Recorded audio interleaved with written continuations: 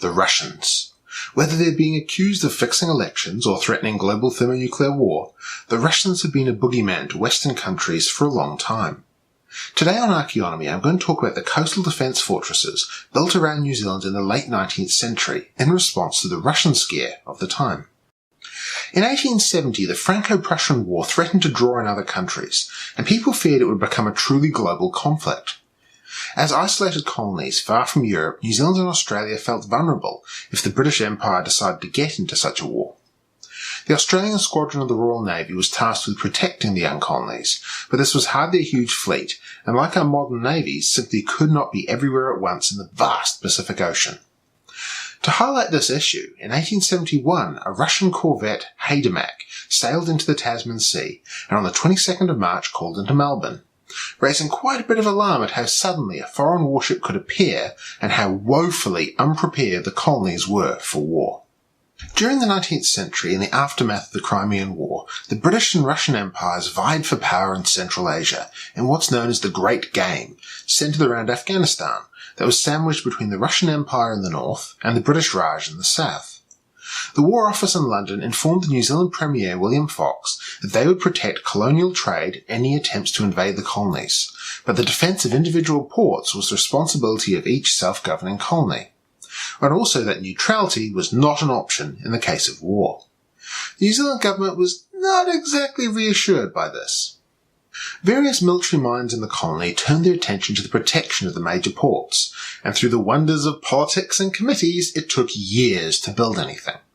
The New Zealand colonial government had spent the previous decades at war with various Maori groups, and as a result was broke. And while the country had an armed constabulary trained and equipped for fighting Maori, they had nothing to protect the country from a hostile, modern armoured ship equipped with heavy guns.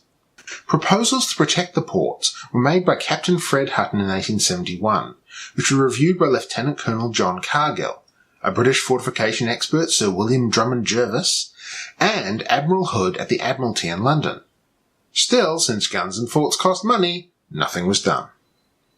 In 1873, an Auckland newspaper published an article about a Russian ironclad warship named the Kaskowski attacking Auckland Harbour, taking hostages and looting gold.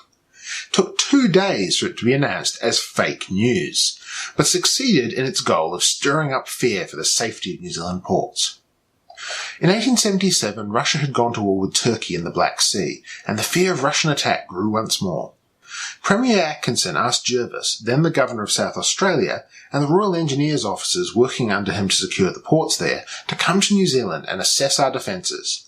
But then there was an election, and the new Premier, former Governor George Grey, saw no need for coastal fortifications.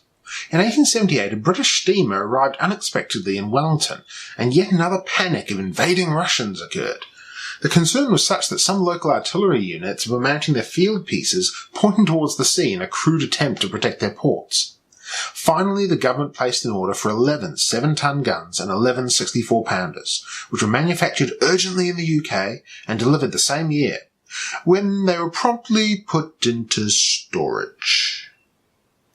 Colonel Peter Scratchley had been working in Australia supervising the port fortification program there, and finally in 1880 he visited New Zealand, making yet another plan involving minefields, torpedo boats and gun emplacements to defend the ports. The government couldn't afford it, so it went nowhere. In December 1881, the Russian iron cruiser Africa visited Auckland. It was one of 3 iron ships built for the Russians by the Americans in Philadelphia. While the Russian admiral was given a warm reception, the fear of this new ship now assigned to patrol the Pacific caused anxiety in the colony. Jervois was appointed Governor of New Zealand in 1882, and he immediately set to work putting he and Scratchley's long-delayed plans into action. He felt since Australia had worked to fortify her ports, the undefended ports in New Zealand would be even more inviting to a Russian raider. Jervis wanted to employ current technology alongside the rifled muzzleloaders that had sat in storage since 1878, and called for the use of long-range Armstrong rifled breech loaders on disappearing carriages. Stage 1 of his plan was to cost £205,000. Still, there were more tedious committees, until in April 1885 another Russian scare occurred. Russia occupied Peninsula in Afghanistan. Prime Minister Gladstone sought to go to war, and Canadian, Australian and Indian troops were gathered in Egypt in preparation. Colonel George Whitmore, a commander for the New Zealand Wars, was brought out of retirement. New Zealand established a small arms factory in Auckland and recruited a home guard of sorts. The Admiralty refused to send Royal Navy vessels to protect New Zealand ports, and hurried earthwork defences were finally thrown up at the 4 main ports. And the construction of the permanent works finally began. Armed constabulary troops were transferred from the frontiers, prisoners were put to work, and the unemployed were drafted as cheap labour to get the forts built as fast as possible. In 1886, another Russian ship appeared in New Zealand waters. The frigate Vestnik visited Wellington, appearing without warning, sailing right under the forts being constructed at the harbour mouth. The Russian officers made numerous inquiries about them, learned what they needed, and apparently were not terribly impressed with them. One issue that came up in the construction of the permanent batteries is that the temporary earthwork emplacements were located precisely where the permanent brick and concrete ones were supposed to be built. This made the construction more complicated, as the government did not want to take the emplaced guns out of service while the new forts were being built. This delayed the completion of one of Lyttelton's until 1901, and one in Wellington until 1903. The threat of war with Russia eventually faded, but considering how scares kept happening, it was decided to complete the works anyway. The forts were all designed to emplace a variety of guns, so let's take a quick look at the various weapons to compare them. The 64-pound rifled muzzleloaders were introduced in 1865. Built to fire explosive shells, the ones New Zealand bought were on simple triangular mounts called the Dwarf C pivot carriage, traversing using a circular rail. They're the smallest of the anti-ship weapons. 7-inch, 7-ton rifled muzzleloaders, also introduced in 1865, fired a 110-pound shell, using a similar but more robust carriage system, and were better suited to punch through the armour of ironclad warships. The 6-inch Armstrong breech-loading disappearing guns were a step up in technology, introduced in 1884, firing a 100-pound shell at higher velocity than the 7-inch rifled muzzleloader. The hydrodynamic disappearing carriage allowed the gun to be lowered down to the safety of the emplacement to reload, then raised again to fire. These had to be modified when the guns were converted from black powder to cordite, as the reduced recoil of cordite meant that the gun wouldn't depress all the way for reloading, and given the issues, not all of them were converted. The 8-inch Armstrong breech-loading disappearing guns were the big brothers of the 6s, exactly the same setup, just bigger. With the barrels weighing 13 tons, they fired a 210-pound shell at a higher muzzle velocity again, and were the most powerful weapon in place for the Russian scare. These various big guns required specialised rail systems and other equipment to enable the heavy ammunition to be brought from their underground magazines to the guns themselves. Not every coastal defence gun was intended to sink large warships. Some artillery pieces were installed to defend against smaller vessels such as launchers and torpedo boats. The 6-pound Nordenfeldt quick-firing gun was a popular option. It was named quick-fire as it was a breech loader using self-contained brass shells. It was not a machine gun or a semi-automatic. Less common was the 6-pound Hodgkins quick-firing gun, firing a similar shell capable of 25 rounds per minute. The 3-pound Hodgkins was also used, a lighter gun with a slightly higher rate of fire. Now let's take a look at the various forts and what's left of them today. I'll start in the south and we'll move up the country. Dunedin has 2 vulnerabilities, the exposed beach to the south of the city and the narrow harbour leading up to the city itself. At the harbour mouth, 2 forts were constructed, Harrington Point facing the Spit and Fort Tairoa at the entrance. Fort Tairoa was once a Maori power. It was fortified in 1885 in the first wave of Russian scare defences, serviced by a torpedo boat and the steamer Gordon. The fort included multiple batteries. At Howlett Point in 1885, a 64-pounder on a pivot mount was emplaced in a timber-faced gun pit, with timber-lined galleries and a 100-round magazine. The cliffs around it were excavated back to improve its field of fire. Earthworks were constructed to protect it from land assault, something that's true for all the 1885 installations. It was not a great location for the old gun, but nearby during World War I a battery of 2 quick-firing 12-pounders were added, and a searchlight added in World War II. The Channel battery began as a timber and earthwork barbette for 2 64-pounders, upgraded with a brick casemate that was later made into a magazine as the battery was upgraded with more permanent materials. It was demolished by the Army in the 1950s. The Lighthouse battery contained a 6-inch Armstrong disappearing gun installed in 1889. It suffered from several blind spots and areas of dead ground around it, including the lighthouse itself. A second gun, a 6-pounder Nordenfeldt quick-firing gun fitted on a swivel mount at the summit, was intended to destroy small craft. The disappearing gun is still there and in full working condition, but the summit battery has been replaced with a bird viewing observatory for the albatross colony there, and the features of Fort Taiaroa can be visited as part of a tour of the colony. The saddle battery was built in 1888. It points out to sea, containing a 7-inch rifled muzzleloader.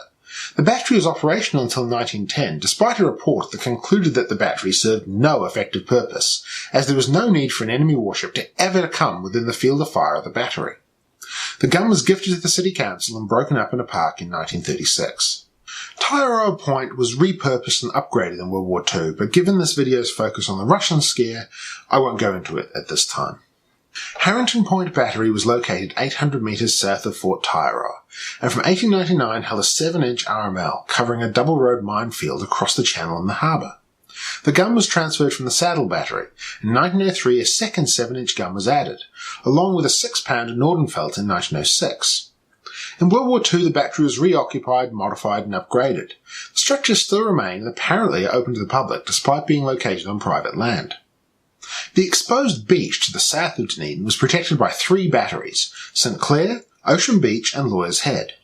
St Clair to the west had a 7-inch RML on a pivot mount installed in 1885, with a 6-pounder Nordenfeldt added in 1888 for training purposes.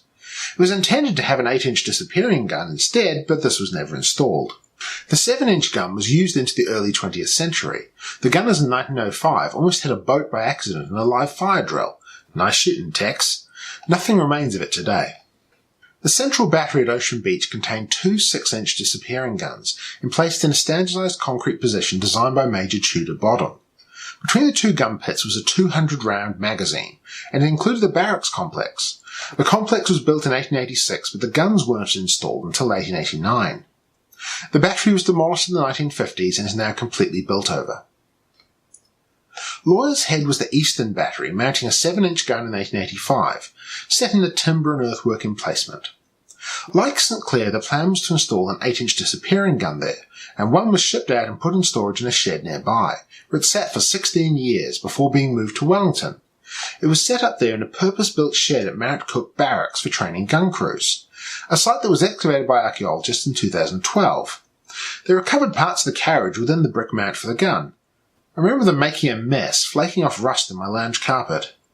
Now we move north to Lyttelton Harbour that services the city of Christchurch. Here 4 fortresses were constructed to protect the port. To the west of the port was the Erskine Point Battery. In 1885 the earthworks and a wooden-faced magazine were built for a 64-pounder, but nothing else was completed. In 1890 prison labour was used to complete the emplacement, facing it in brick. A 7-inch gun was installed, transferred from Point Hallswell in Wellington. The gun could never fire its full charge of powder, since the emplacement was not built to withstand the recoil forces produced by the larger gun. The fort is still there and open to the public. A large powder magazine constructed in 1874 below it in Magazine Bay is now a museum. At Spur Point to the east of the port, a timber and earthwork gun pit with a 100-round magazine was constructed in 1885, mounting a 64-pounder and possibly a 6-pounder as well. The battery location was quarried away in the 1960s to construct Cash and Key, and the 64-pounder gun barrel is in Lyttelton Museum. The rather imaginatively named Battery Point, just to the east of Spur Point, has been used for artillery training purposes since the 1860s, hence the name. In 1885, 2 7-inch RMLs were hurriedly installed there, and from 1888 until 1890, work was done by prison labour to make the emplacement more permanent. A searchlight emplacement would be added in 1904 to cover the location of the proposed minefield. The guns were sold and removed by 1915, but the site was reused both in World War I and II, and finally the last guns were removed in 1957. The most fearsome of Lyttelton's defences was Fort Jervois that occupied Ripapa Island. It was a traditional Maori pa that had been upgraded with gunfighter defences in the 1820s. In the 1850s, Colonel Mould of the Royal Engineers recognised its value in harbour defence and proposed a battery of 6 68-pounders to be installed there, but true to form, nothing was done. From 1873 on, it was a quarantine station for new immigrants, and in 1880 it was used as a prison to hold up to 160 Maori arrested and held without charge from Parihaka. Jervois had the quarantine station relocated to Quail Island, and work started in 1886. In 1889, two 8-inch and two 6-inch Armstrong breech-loading disappearing guns were installed, along with two 6-pounder Nordenfeldts. It had a courtyard, barracks, infantry defences, and a steep seawall surrounding the whole work. An impressive construction that would not be completed until 1895. Had a jetty for its torpedo boat and steamer, and by World War I, a footbridge connecting it to the mainland. The island fort continued to serve through World Wars I and II, and is now a Department of Conservation reserve, accessible by boat from Lyttelton. Two of the disappearing guns were partially scrapped during World War II, but the other two remain, completely intact, in their emplacements. Wellington is the capital city of New Zealand, and a number of coastal defence batteries were constructed to protect it. They're focused on protecting the inner harbour rather than the harbour mouth itself. Point Dorset, at the narrowest point of the harbour mouth, was considered for a fortress. Scratchley proposed 3 guns be in place there in 1880, but nothing was constructed there until 1910, after the Russian scare.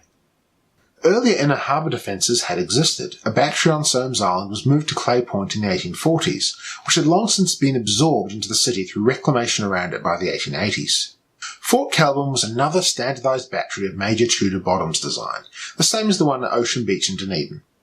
Work started in 1885 and was completed in 1887. Galleries and gun pits were dug out of the hillside and encased in concrete or brick. It held two 6-inch Armstrong breech-loading disappearing guns, and from 1893 a 3-pounder Hodgkins quick-firing gun.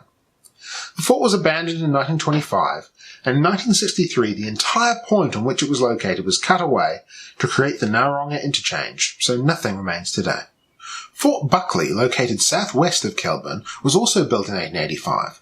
Initially it was a rushed construction of earthworks and sandbags with a timber-lined magazine. It held two 64-pounders and a 6-pound Nordenfeldt. The fort was rebuilt in concrete by 1886, but had a number of issues.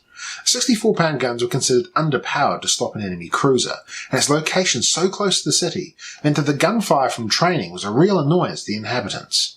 A salute fired in 1886 shattered windows in a nearby hotel. Still, the guns remained until around 1909, when they were transported to Palmerston North for display in the square, where they were later buried. Every few years someone tries to find them, wanting to dig them up and return them to Fort Buckley, which is still intact and owned by the Wellington City Council.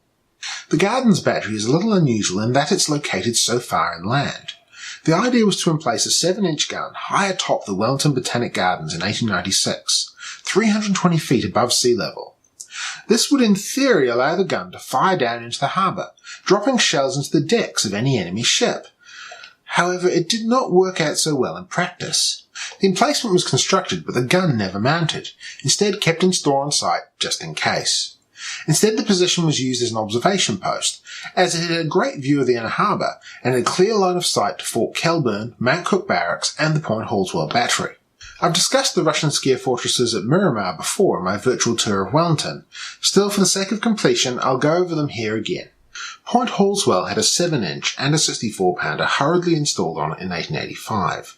It was ideally suited to cover the inner harbour, being a former power site named Kaitawhara. In 1889, a permanent concrete installation replaced it, fitted with an 8-inch Armstrong disappearing gun and a double-level magazine facility. In 1893, a 6-pounder Nordenfeldt was added on a high position to the rear of the emplacement. A corrugated iron fence was constructed across the headland to act as a minimal protection from landward assault. A road system was created connecting it to the barracks behind, naval facility at Shelley Bay, as well as the other batteries on the peninsula. When Prime Minister Massey died in 1925, the battery was converted into his tomb and memorial, making use of the shape of the gun emplacement for the foundation. The underground magazine and antechambers are intact under the memorial. The barrack site was incorporated into a women's reformatory, which was demolished, and the site used by Peter Jackson for constructing movie sets. Cow Point is located just to the southeast. In 1891, another 8-inch Armstrong disappearing gun was emplaced there with a subterranean magazine facility. There were plans to install Nordenfeldt or Hodgkins guns as well to prevent beach landings, but they never came to fruition. The gun was kept operational throughout World War I, however in 1922 the gun was lifted out and dumped down the bank, and the emplacement converted into a magazine for the 3.7-inch anti-aircraft guns emplaced nearby. In recent years the underground facility was opened up and used for illegal raves until it was sealed by the Defence Force. Fort Balance was the largest of Wellington's Russian scare forts. Constructed on Point Gordon, it dominated the entrance to the harbour. When first constructed in 1885, it held two 7-inch guns. In 1886, a 6-inch Armstrong disappearing gun was added to its arsenal. In 1892, a 6-pound Nordenfeldt was added to each flank, and in 1903, the southern 7-inch gun was replaced with a second 6-inch disappearing gun. Fort Balance was designed to control a minefield across the harbour entrance, initially through the nearby Low Battery, built in 1891 to cover an area of water hidden from the big guns higher up. The Low Battery contained a pair of 64-pounders and two 6-pound Hodgkins guns. Balance's landward defence was formed by a long length of loopholed concrete wall, with positions for machine guns that were never installed. Cover for all the Miramar forts was provided by the Mount Crawford redoubt on the crest of the hill, where field artillery pieces and Maxim guns were stored as well. In 1895, an 8-inch Armstrong disappearing gun, along with its subterranean magazine facility, was installed just to the south of Fort Balance in an emplacement called Fort Gordon. It had a 3-pounder Hodgkins gun installed next to it. The construction of Fort Dorset largely made Balance and Gordon obsolete, though they were still active in World War I. The guns were removed from Balance and Gordon between the wars. The emplacement at Gordon was smashed up and the complex buried at the time, while Balance's emplacements were turned into magazines, and it too was partially buried in the 1960s. However, in 1992, Balance was excavated for historical reasons. Unfortunately, it was not maintained or used, and as a result it's deteriorated. It was mainly used by airsoft groups and graffiti artists who trespassed on the defence land. A few years ago, I was part of a team of archaeologists who helped the Defence Force excavate and recover the 8-inch Armstrong barrel from Fort Gordon for conservation and display. It's hoped that someday the site could be an attraction the same way Fort Takapuna and North Head are in Auckland. The New Zealand Defence Force has sold the property and is in the process of dividing up and assigning reserves now. Moving north, we come to the main harbour of Auckland, the Waitemata, which was heavily fortified for the Russian scare. A coastal defence fort was proposed at Cape Horn, covering the Manukau harbour to the south and protecting only Hunga, but it was never built. Fort Bastion at Mission Bay was at the southern end of the harbour minefield. Construction started in 1885 following the standard bottom design, with only the gun pits exposed and the magazines completely underground. The twin 6-inch disappearing guns and 6-pounder Nordenfeldt were not installed and operational until 1889. A jetty was built from the construction rubble to service the site. The fort was upgraded and rebuilt in concrete in 1893, and musketry parapets were added to protect the flanks, with quick-firing emplacements created. 12-pounders were ordered for these, but never installed. An accident damaged the breech of one of the disappearing guns in around 1896, putting it out of commission. Bastion, like many of the others, was modified for the World Wars, and the gun pits were filled in and the surface eventually landscaped into gardens for a memorial to Prime Minister Savage. Fort Resolution was located just to the west of Bastion in Parnell, on the high ground above the Parnell Baths. A timber and earthwork fortification was thrown up there in 1885, emplacing two 64-pounders. In 1891 it was upgraded and turned into a concrete emplacement. There were plans to add a 6-pounder Nordenfeldt that never eventuated. The site was abandoned in 1904 and levelled in 1914, then dug up for air raid trenches during World War II. In 1991, archaeologists exposed the ruins of the magazine, but nothing is visible today. Fort Victoria was built on the site of Takaranga Pa, one of Auckland's large Neolithic hill forts. It had been used as a signal station since 1842. In 1885, an earthwork battery holding 4 64-pounders was thrown up on a north-facing terrace, and the tiki of the pa encircled with a musketry parapet that was never completed. The hill was seen as the key to defending the peninsula, and in the 1890s the earthworks were upgraded, and in 1899 an 8-inch disappearing gun was installed. The 64-pounders were removed before World War I, and the 8-inch gun pit was infilled in 1936, dug out again for World War II, infilled again afterwards, and then finally dug out for display in 1975. Fort Takapuna began as a Tudor-bottom standard design, built in 1886 to cover the Rangitoto Channel, between Takapuna and Rangitoto Island, where a secondary minefield was laid. By 1887, a pair of 6-inch disappearing guns and 2 6-pounder Nordenfeldts had been installed. A brick casemated barracks was built inland of the emplacements with a ditch around it, and the facility had a windmill pumping water for its well. The guns were scrapped after World War I, and new guns were emplaced in front of it in World War II. It's now a Department of Conservation reserve where various archaeological investigations have occurred, and it's largely intact. My last Russian scare fort, and Auckland's main one, is Fort Courtley, located on North Head. North Head was fortified for coastal defence from 1870 when a pair of 40-pound Armstrong siege guns, the same ones that had been used to bombard Miramar in 1863, were emplaced at the North Battery on wooden platforms. This was really just a stopgap measure to protect from Russian warships. One gun was destroyed in an accident in 1878. The other is now on display outside the National Army Museum in Wairuru. In 1885, 3 batteries were established at North Head along with their supporting complexes of magazines and other facilities. A 7-inch pit at the North Battery, 2 more 7-inch pits on the summit, and a 64-pounder on the South Battery. Each battery was upgraded over time and through the World Wars. The pit at the North Battery was upgraded to fit an 8-inch disappearing gun with its associated store facilities. The gun was damaged in 1892 and had to be hauled back down and replaced, which was a lot more difficult than its original installation because the tramway used to install it had been removed by then. The Summit Battery had an 8-inch disappearing gun added in 1887 and 2 6-pound Nordenfelds added by 1893. The South Battery also had an 8-inch disappearing gun added in 1888 and a 6-pound Nordenfeld in 1893. As Auckland's primary coastal defence, the fort was added to and modified for World War I and II. Now the whole site is a Department of Conservation reserve. The 8-inch Armstrong from the Summit Battery has been installed in the South Battery on a replica carriage based on the intact example at Fort Jervois and kept as a memorial. It was fired most recently for a TV show in July 2017. So why devote a video to these forts? If you go to any important port in the world, you'll find coastal defensive features, whether they be from the World Wars or earlier. Some of them are really impressive. New Zealand has a real lack of such things. The fortresses from the New Zealand Wars were largely made of earth or timber, and many have left no surface traces. Those that were made from stone, like Albert and Parramatta Barracks, have been demolished, leaving only a small section of wall or the ruined outline of the foundations respectively. When you look at some of the decorative details used by the makers of these forts, you can see that this parallel with European fortifications was not lost on them at the time. In the absence of grand castles and the like, the brick and concrete remains of these Russian scare fortresses are the closest thing we have here. They provide a tangible link to our isolated, vulnerable colonial past. My main source for this video was Peter Cooke's book, Defending New Zealand, which I recommend to anyone wanting to look into the topic in greater detail. It's a beast in 2 volumes.